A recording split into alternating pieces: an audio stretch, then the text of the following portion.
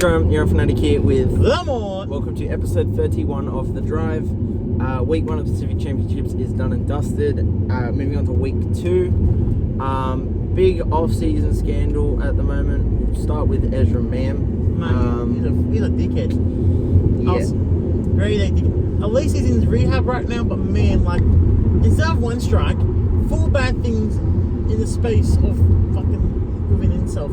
You had the drugs, unregistered license, car accident, and there was something else, I don't remember. I watched the video yesterday. The way he like swerved And head on. Yeah, head on, like it was pretty bad. Let's try that. Let's imitate Ezra Mam. No, let's not do that. Yeah, he goes over the. It wasn't an island, but it was like The double lines. It was a big gap of road. It wasn't just like 2 double lines. It was like one of those ones that like. Anyway, he went pretty far, and then the head-on collision. Kind of crazy. Like he's okay, because that would have been really bad if he was. Well, some people done their hips. Yeah. The car he crashed into, I think the daughter, the 4-year-old daughter. Yeah, the friction from the belt and something with the hip. Broke her hip, and then it was like a whiplash kind of thing, or like from the friction from the belt. Yeah. Full on rash, everything. They're traumatized. And it's like it's really not a good look. Definitely brings the game into disrepute, man. Like maybe this job is a lot bigger than they realised with Madge. Yeah, Madge has got his work cut out for him. Going to the Broncos, dealing with all these different personalities, different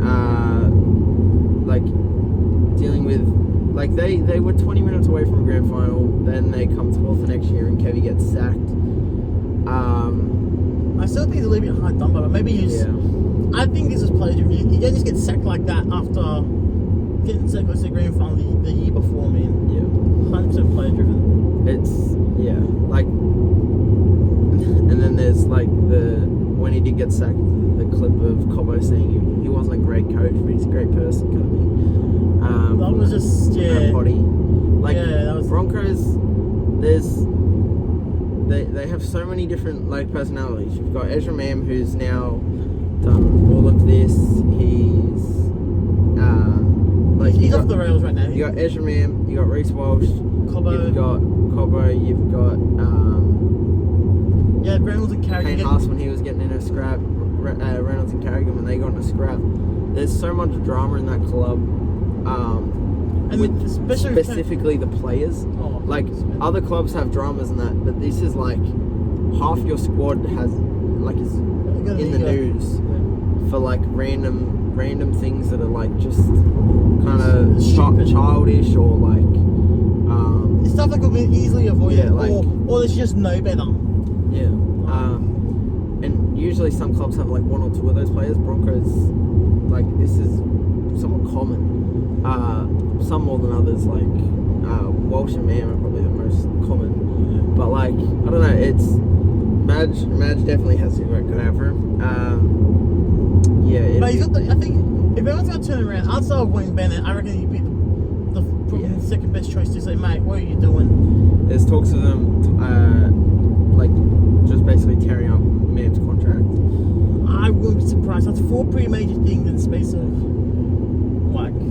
the off season already. You know what I mean? Yeah, it's. I don't know what they're gonna do.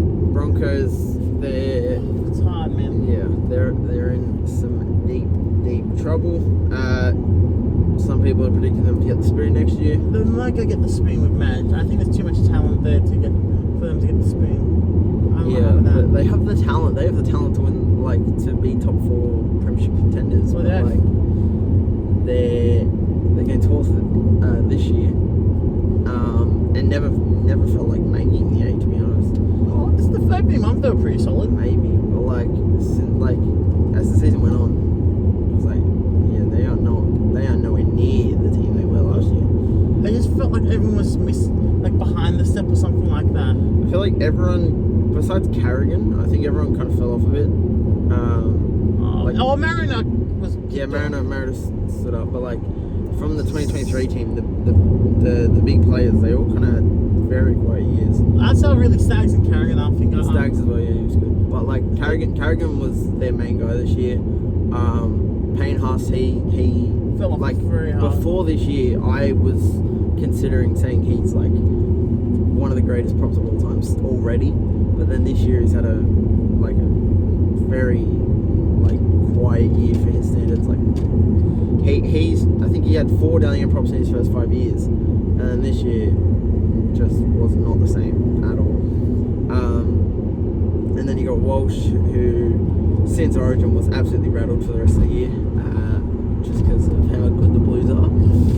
Even then, going into Origin, remember the big question, Ponga or Walsh? Yeah. Do you remember that for Game 3? Yeah, like Walsh, he was not the same this year. Mam was not the same this year. Reynolds was out of the injury. Yeah, Reynolds was good when he was playing, I guess, but was not that good, I think.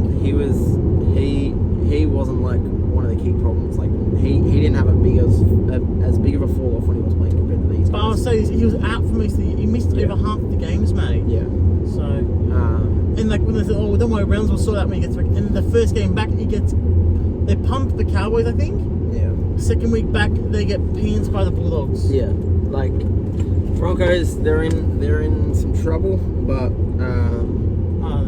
it's going to be interesting to see how they do next year with Madge, and maybe he turns the team around, or maybe he wants to keep Barrett still coming as well. So hopefully, another experienced coach next to him could be good as well. So good luck if you got Barrett coming. Assistant coach though, greatest coach of all time. All right, we'll move on from the Ezra Mam stuff. We'll talk about the Pacific Championships. Week 1. The key talking point from week 1 for me was the Jillaroos beating Papua New Guinea Orchids 84-0 in a 70-minute game. It wasn't even 80 minutes. That was crazy. They had 70-minute games, and they went 84-0. So they not only just beat the clock, they beat it by 14 points. If it was an 80-minute game, they could have hit 100. Mate, it's like a rugby league live 4 score, man. Yeah. Like, that's shit you do when your team gets knocked out of the finals. You versus the team they beat, versus them when they and win like 100 odd nil, mate. Like, that was so crazy. Like, did you say they could have cracked 100 if they kicked their goals? Yep, they scored 17 tries, and they kicked 8 or 9. Let me just double check. They kicked 8, so they missed 9. They missed over half their goals. They would have scored 102 points. Oh my god! If they kicked all their goals, and yeah, if it was an 80-minute game and they kicked all their goals, we're talking like 120. Fuck. So, it was a try every 4 minutes. We worked out, wasn't it? Yeah, 17 tries in 70 minutes. Absolutely crazy. But people are. I don't know how to feel about it, because like Australia, they are so like in the women's especially, like the men's I feel like is more multicultural. Like Samoa and Tonga, they would have a chance against Australia. England to a point as well. Yeah, like, but in the women's, besides New Zealand, I don't really see anyone competing with Australia. So yeah, like Tonga, they lost 18-0, but they played pretty good in the men's. But then Papua New Guinea, like they do not compare to the Jillaroos. The amount of NRLW experience, they get the Origin games, they have the like, we're talking so many premiership winners in this side. Just the greatest pretty much in nearly every position, versus Papua New Guinea, who they started a comp I think this year or last year, like a Papua New Guinean comp. They have Elsie Albert.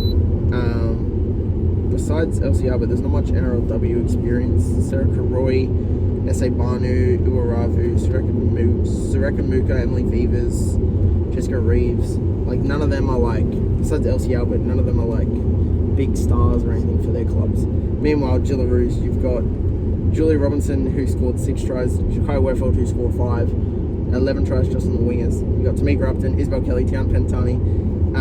Taryn Aiken, Millie Ellie, Quincy Dodge. Like, it's literally just Like they didn't even have Olivia Koenig or Jamie Chapman, and they're scoring 84-0. That is mental. It's kind of unfair for Papua New Guinea. Like, they're just not going to compete. At least for another 5 years, I reckon. Until there's more multiculturalism in the women's game. I'm sure we'll get there eventually, but like, it's gonna be a long, hard slog to get there. Like, even PNG in the men's aren't bad when they got a fully fit team. Because you have Johnson and Olam, you know, and the Laybuck brothers. Yeah, like see the men there's more male comps across other countries than there would be female comps. There's Definitely. more, so they're getting more experience. Like PNG, do they have a team in the Queensland Cup? PNG Hunters, I think. If they got a men's, either 50-50 if they got a women's, I don't know. Yeah. Anyway, it was just, imagine all the records broken. Didn't that winger break the record recently? Yeah. No woman has scored 6 tries in a match, I think, in any women's match, to be honest. Like first grade match.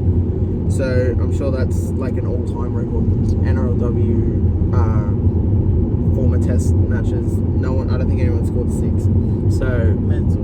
Records broken there. Like it, I don't know. Like I like, this is what I mean. Like, I like the Pacific Championships. It's good to get international footy in. It's great for that. But it I don't know. Like, PNG will not win that. They are going to, like, Australia. This week we've got Australia, New Zealand in both the men's and women's. They're the matches everyone really wants to see because they are the 2 best teams in both men and women. But like, especially women's. Besides Australia, New Zealand, no team. The fall-off is massive. That massive, you reckon? It is daylight between the rest of things, and it's like, it's not a knock on the lower teams. It's just they don't get the experience. They aren't like fully in. It's good to grow them. Like, this is a growing thing. Well, this is the only way you're going to get better. Yeah, it's the only way you're going to get better by playing more and more. So yeah, if it's alright with you, can we move on from the women's game? Yeah. I really enjoyed the Tonga Australia game. I know that there was a lot of errors, but mate, 18-0 did not justify how good the Tongans played. Mm-hmm. I think they were so good. They were missing another playmaker to me so bad. Like, their 5'8", he's a big chunky boy. I'm not sure what his name is from the Super League. I think he plays for Highfield. Anyway. Tonga. Yeah, Tonga. He plays well, but just sometimes, like, mate, he's thinking run first too much instead of the pass. Tui Lola here. Yeah, Lola here, that's it. Former Tiger. Yeah. Mate, they were so good. Like, I think a lot of the Southwest even stepped up for Tonga. Havili played pretty damn good. Sorry, not just Tonga, but the whole weekend, sorry. Yeah. But back to Tonga, the forwards were going forward. Man, they're just, I don't know, man, they were so close. Yeah. They were very close. Like, at the end, Australia showed a bit too much class. With Jabojevic and Hammer in the centres, man. I think they both ran for over 200 metres between them two. Moses was a massive passenger, in my opinion. Murray had a brilliant game for Australia. He was just a tackling machine like he always is. I'll say this though, I'm not too happy with the team against New Zealand though. Even though none of the boys did that much wrong, you rang out the same team 2 weeks in a row. Exact same team, no changes for the Kiwis game. I'll be giving them a couple of chances. I like to see like Lindsay Smith get their crack, and Ren I think was pretty damn good, but give Robson a chance, mate. Like, I know it's New Zealand, but you expect them on talent alone to win the next week, you know what I mean? Yeah. Anyway, Tongans, man, they just need to keep doing their thing. Unfortunately, there's a lack of halfbacks in 5'8" rugby league. Like, I love Isaiah Katar, but he didn't have his best game. But he was still solid enough, I reckon. Yeah. What I noticed, the error count is, like, it was 9 errors for Tonga. Keon had 3. Yeah, Keon unfortunately for him. And then Australia had 17 errors. Zach Lomax had 4 of those. Like, Australia having nearly double the amount of errors as Tonga, but still winning 18-0. yeah, it's interesting to look at that. Australia, they played well. They could have played a lot better. They just did enough to win the match, but I think another team, if you put up the performance against New Zealand, I think they could get pumped. Yeah. I think there was just the pass of to your vision. Like I said while I was watching, maybe I'm being too biased to watch it. I reckon if Cody was there playing for Tonga, they were going a long way of winning it. There's so many over. I was like 4-on-2 on the outside, give it there, and he goes for run himself a lot here. Yeah. Oh mate, they're nearly there though. Yeah. Tamatongi definitely not Kamatangi. Tamalolo. Yeah. Why did I say Kamatangi? Tamalolo definitely ran the clock back, man. I was a bit like, oh mate, he should be the impact bloke off the bench. Nah. Yeah.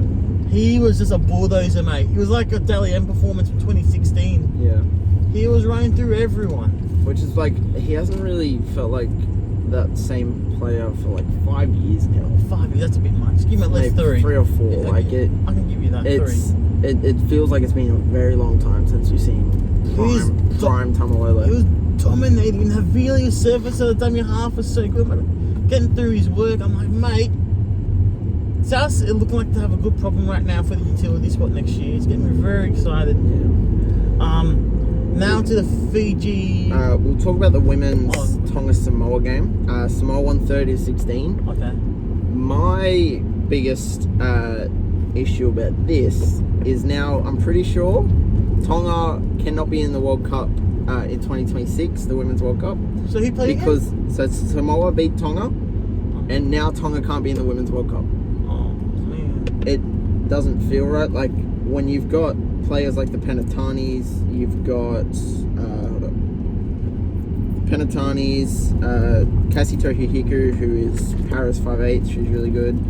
Tegan Dimmick, Vanessa Valiaki. Like they have talent that, like the fact that they're not in the Women's World Cup, it'll feel weird not having Tonga. Yeah, a couple of big superstars missing out there. It's like the 4th, 5th best women's team.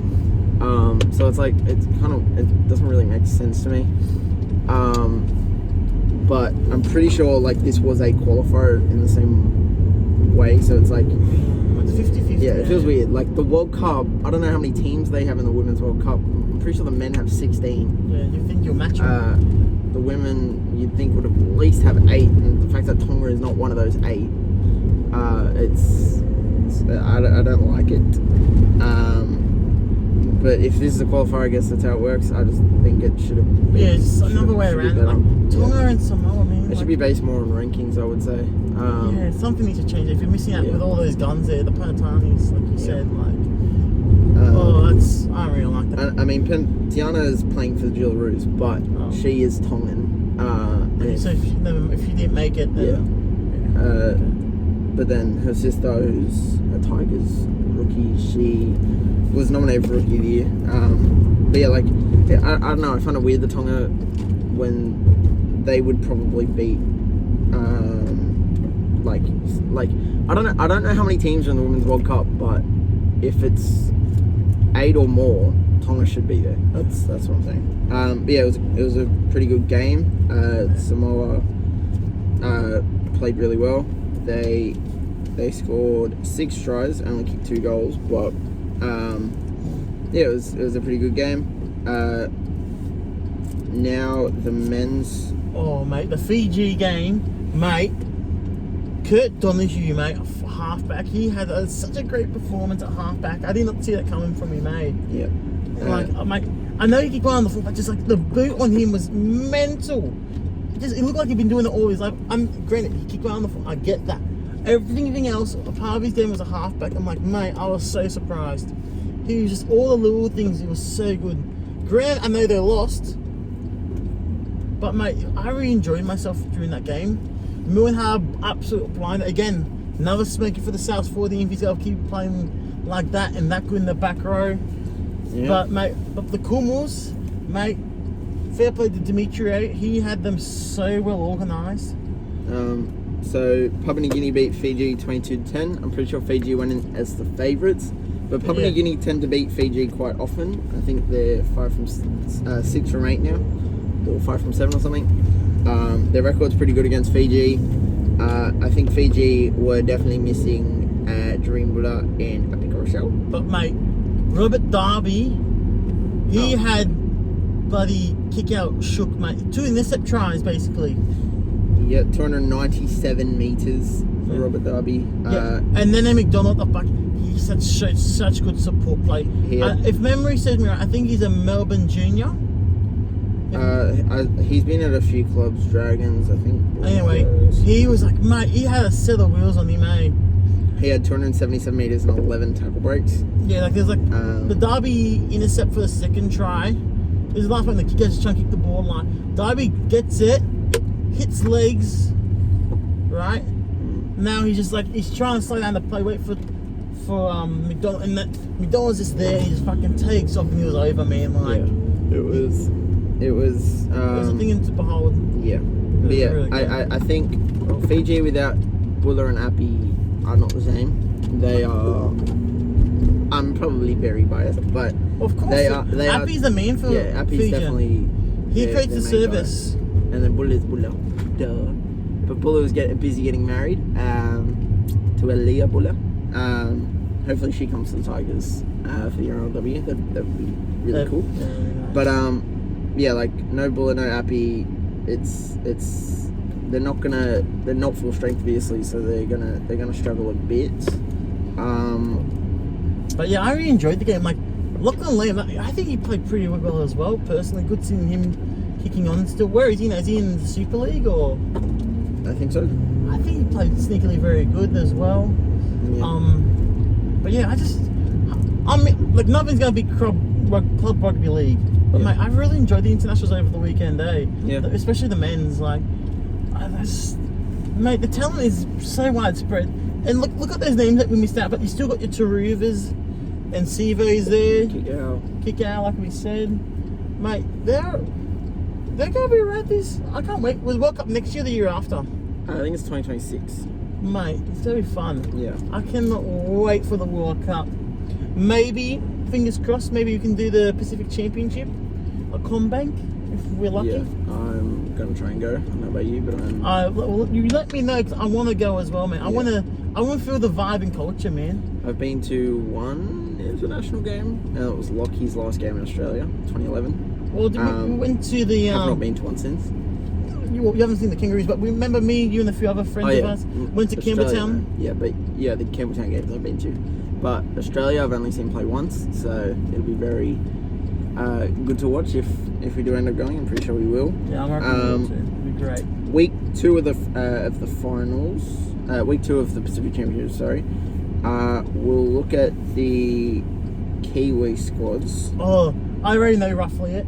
There's a few things I don't like though. I'll let you read the team list, or do you want me to just go into it? I'll go to the women's team real quick. They had, I think besides Ali Brigginshaw coming in with Tiana Panatani at 4, they are pretty much the same squad. Ali Brigginshaw was taken out late of the first game. Yeah. But New Zealand, they've Appy Nichols at fullback, Leanne Tafuga, Mil Hufanga, Abigail Roach, Shanice Parker, Garrett Broughton, Tyler King, Brianna Clark, Brooke Anderson, Angelina Tekarenga Katoa, and Nessa Beadle at second row, Amber Hall, Georgia Hale, Ashley Quinlan, Najvada George, Alexis Tawane, who was one of the best players in the comp, and Tiana Davison. They can compete with Australia. Unlike Papua New Guinea, they can compete. Pretty gated actually. So that'll be a very good game to watch. I can't wait. It'll be fun. Again, like I'll say it after the men's. I'll go through the men's team real quick. The Aussie squad is unchanged. The men for Kiwis: Keanu Kinney at fullback, Jermaine Sarko, Will Warburton on the wings with Tomoko and Hiku in the centres. Chance Nickel-Gogstad and Sean Johnson at 7, replacing the injured Jerome Hughes, coming out of retirement for one last hurrah. Front row: James Chacharis and Griffin Neame with Phoenix Crossland at 9, Isaiah Papali'i and Scott Sorensen with Joseph Tarpanay at lock, Cody Nikarima, Nafahu White, Murata Niokore and Jordan Riki. There's a bloody good squad, but there's a thing. It feels a little bit off. Somehow. Well, obviously, no Joey Manu, that's a big out for them. No Manu, no Hughes. Yeah, like there's the 2 big guns. Yeah. I know Manu's Manu's like such an X factor for him. Yeah. But Keanu King's a young bloke coming up. I think he can do a job. The team's not too bad. There's a few tweaks I would do though personally. Yeah. I wouldn't have Hiku in the squad at all. In the 17 whatsoever. Yeah. I'll have Klutchstat in the centres because I think there's going to be too much pressure of SJ doing all the playmaking. So I'll have Nikarima as my starting 5'8". I think they might do that mid-game, like shuffle after 25. And they then might do that. But, Then you said Crossland's starting hooker, yeah? yep. Alright, and who's number 14? Just one more. Cody. See, I'll have Nikarima goes to 14. Nigarima go to 6. 6. Klutchstat goes to centres, and then I have Aaron Clark as my 14 because he can play hooker and anywhere else in the front line. He's 18th man. And to be honest, he's pretty similar to Brandon Smith, who also missed out, but he Yeah. got injured with his ACL, so yeah. like it's nearly there. To me, it's a squad that's nearly there. Yeah. The pack still shoots. Like you got Fisher, Harris, and Neem there, so Yeah. nearly Eater as well. No. Jesus, that's a big out. But the back row's still there with Isaiah and Niokura coming off the bench for him, and he eventually gets a break back. It's going to be should be a good contest. But I got Australia just getting over. This is, I think this week of Pacific Championships will show why we need the Anzac Test back. Well, mate, I think Harry Grant was definitely watching our video last week. He said, mate, We said it last week. Yeah. We'll say Harry it Grant again. watched it definitely. 100%. Yeah, Harry Grant said that he also wants the Anzac Test back. He must be watching, mate. Yeah. We know you're watching, mate.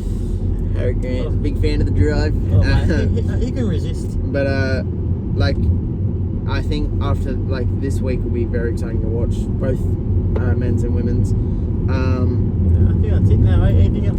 Any other talking points? That's pretty much it. The Fiji are playing Cook Islands in the men's and the women's as well. Interesting.